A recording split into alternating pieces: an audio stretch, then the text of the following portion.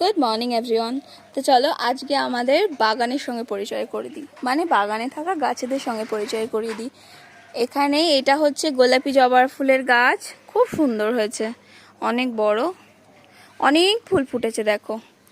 এটা লাল জবা, পঞ্চজবা। এটা পঞ্চজবা তো না মা? হ্যাঁ, থোকা জবা বলে, আচ্ছা থোকা জবা। এটা এটা একটা জবা,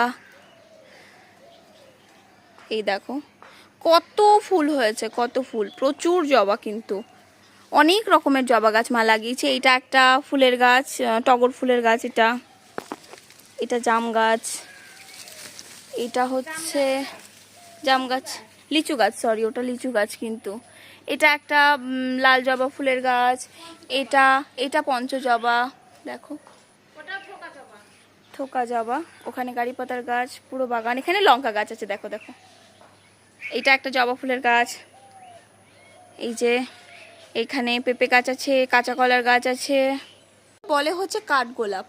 এই ফুলটা এখন কম ফুটেছে, কিন্তু পুরো গাছ ভরে হয় থোকা থোকা।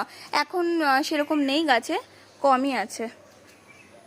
এটা একটা ফুলের গাছ, এটা টগর ফুল না, এটা কলকি ফুল বলি আমরা, কিন্তু এটার নাম হচ্ছে করবী ফুল। এটা নয়নতারা। আরো অনেক ফুলের গাছ আছে, প্রচুর ফুল গাছ আছে, দেখো এটা সুন্দর একটা বাগান।